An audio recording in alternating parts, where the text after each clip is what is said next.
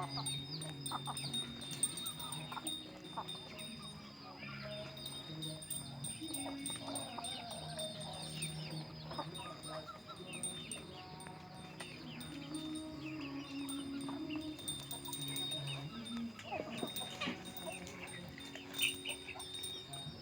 ็กน้อย3 เดือน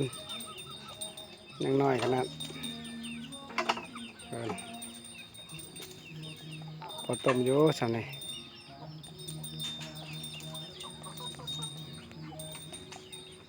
เป็ดรุ่นหนึ่ง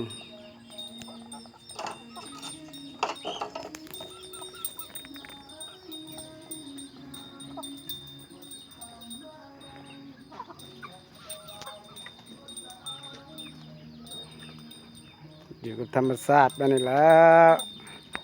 ชีวิตชาวนา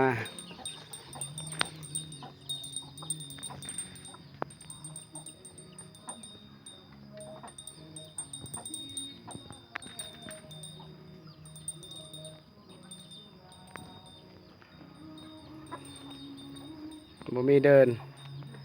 เลี้ยงจะเดินบ้านเลยงัวก็ได้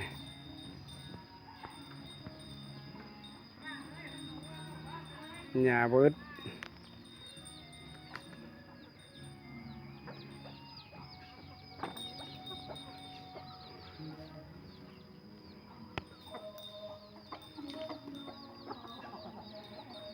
พอพันธุ์ข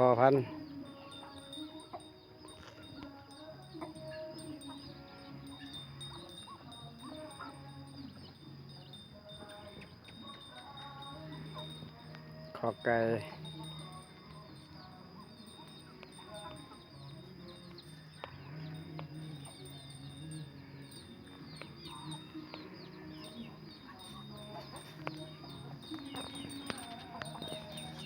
อยู่แบบพอเพียง